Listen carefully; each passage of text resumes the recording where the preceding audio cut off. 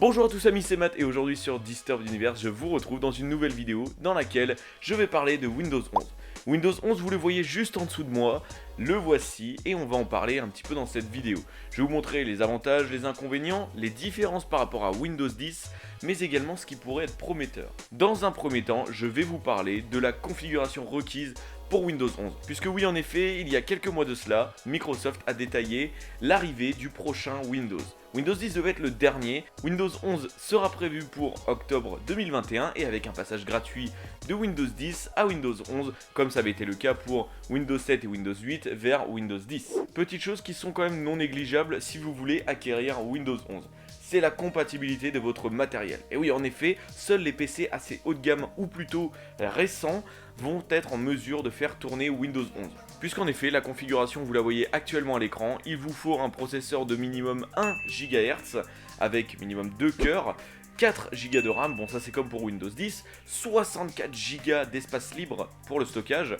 Ensuite, il vous faudra la compatibilité du TPM 2.0, on en reparlera juste après. Une carte graphique compatible DirectX 12, qui est le dernier DirectX sorti actuellement, donc il faut que ça charbonne quand même. Et il vous faut un écran de minimum 720 pixels. C'est quand même relativement élevé pour une configuration d'un système d'exploitation que tout le monde devrait être en mesure d'avoir. Le TPM 2.0, c'est un module qui existe depuis un petit moment maintenant et qui permet de sécuriser et donc de chiffrer vos données qui circulent et qui transitent dans votre ordinateur. Le problème avec ça, c'est que tous les processeurs ne sont pas dotés de ce TPM 2.0. Voilà donc un premier problème de cette version Windows 11. Et d'ailleurs, dites-moi dans les commentaires si vous voulez savoir comment installer Windows 11 sur votre machine. Ça pourra vous permettre de tester un petit peu par vous-même les nouveautés de Windows 11. Voici donc Windows 11 comme il est installé par défaut. Le voici donc devant vos yeux et on peut observer déjà plusieurs petits changements. Déjà, premier changement notable, la corbeille qui n'est plus de côté mais qui est de face. Vous pouvez le constater, les icônes de la barre des tâches sont mis au milieu, un petit peu comme sur un Mac justement. Et je vais mettre également l'accent sur les nouveaux petits icônes d'application. L'explorateur de fichiers par exemple qui accueille de nouveaux icônes qui sont agréables aux yeux et qui changent un petit peu des dossiers classiques jaunes de Windows. On notera également les bords arrondis. En effet, chaque application aura des bords arrondis, le menu démarrer aussi, la zone de recherche aussi. C'est ce qui est un petit peu la grosse nouveauté sur Windows. Dans les paramètres, on a beaucoup d'informations et qui sont plus ou moins triées à peu près pareil que sur Windows 10. Moi, je vais remettre un petit peu le thème que j'avais, alors en changeant de couleur bien évidemment. Ce qu'on peut noter, c'est les petits icônes des paramètres. On n'est plus sur de simples icônes noir et blanc qui sont vraiment intégrées dans le style des paramètres. Là, c'est vraiment des icônes en couleur, bien fait, bien modélisé, je trouve. Deuxième petite chose, c'est les animations. Il y a beaucoup d'animations sur Windows 11. Vous pouvez le remarquer, je vais fermer la fenêtre, ça fait un petit smooth. J'ouvre le menu démarrer, il s'ouvre en coulissant. La zone de recherche, pareil. Je vais ouvrir l'explorateur de fichiers, il va s'ouvrir en smooth. C'est des petites animations qui font extrêmement plaisir. Le problème de ça, c'est comme sur Mac, c'est que ça prend pas mal de ressources.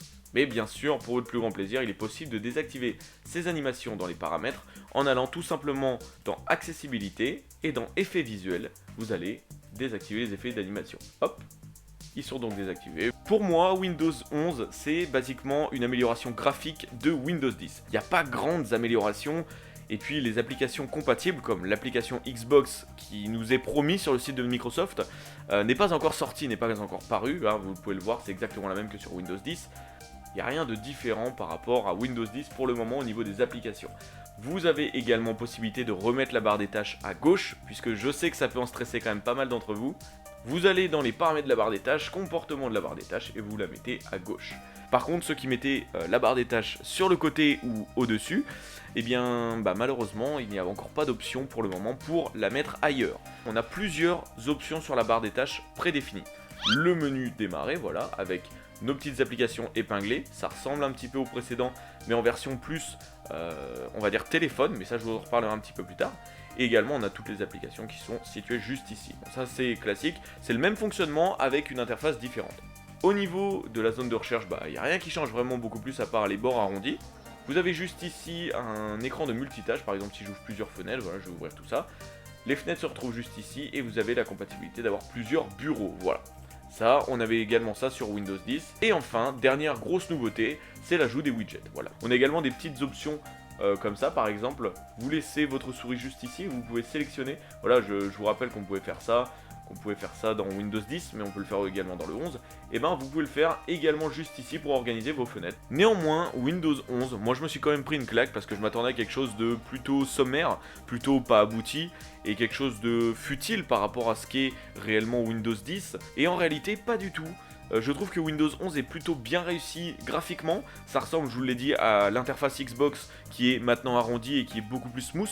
Pour moi, Windows 11 ça restera un Windows 10 modifié, voilà pour le moment, avec juste un passage upgrade, un petit peu comme on avait vu à l'époque de Windows 8 à Windows 8.1, avec le même système d'exploitation mais modifié au niveau de l'interface. Bah là c'est exactement pareil, et moi je voudrais mettre l'accent quand même sur les outils de personnalisation. Moi vous le savez, si vous suivez un petit peu la chaîne, j'adore tout ce qui est personnalisation, j'adore farfouiller dans les paramètres, trouver des choses que les gens n'utilisent pas forcément, et sortir un petit peu de la machine commune de Monsieur Tout-le-Monde à quelque chose qui me ressemble plus, et là c'est également ce que Microsoft ont voulu faire avec Windows 11. Et avant de clôturer cette petite vidéo, je voudrais vous parler d'un petit truc et du rapport assez étroit entre Windows 11 et donc le secteur des smartphones. Puisqu'en réalité, quand on ouvre par exemple le menu démarrer, on a l'impression de se retrouver sur un écran d'accueil Android, voilà, avec nos petites applications juste ici. Ça reste un petit peu au format téléphone, je trouve. Et dans les paramètres, alors là c'est là le plus flagrant, voilà, avec tous les petits icônes, voilà, exactement comme sur un téléphone de Android par exemple ou iOS, dans la forme, l'interface graphique ressemble étrangement à des interfaces graphiques de téléphone, donc Android ou iOS. Et on a également la disponibilité d'applications comme sur un mobile en réalité. Bon, je ne sais pas si vous aviez ça sur votre Windows 10, mais il était possible d'avoir l'application Facebook, l'application Messenger, l'application Instagram. Là, ça va être basiquement pareil, mais en version plus optimisée pour la machine, pour l'ordinateur, un petit peu comme pour un téléphone. Et enfin, la question des jeux vidéo sous Windows 11, comment ça marche? Est-ce que c'est mieux, est-ce que c'est moins bien que sur Windows 10? C'est vrai qu'on est en droit de se poser la question quand on voit un petit peu toutes les animations fluides, toute cette amélioration graphique qui est quand même vachement jolie. On est en droit de se poser la question si oui ou non les jeux vont avoir plus de mal à tourner ou pas. En réalité pas du tout, enfin pour le moment sur le canal développeur et sur le canal bêta que j'ai pu tester, il n'y a aucune différence par rapport à un Windows 10 et donc sur plusieurs jeux j'ai pu tester. Voilà pour Windows 11. Si vous avez des questions relatives à Windows 11, n'hésitez pas à les poser dans les commentaires. Moi je me ferai un plaisir d'y répondre, je réponds à tous les commentaires. Et sur ce les amis, si vous avez apprécié cette vidéo, n'hésitez pas à la liker, ça me ferait super plaisir. Et moi je vous retrouve une prochaine fois dans une prochaine vidéo. À la prochaine et salut!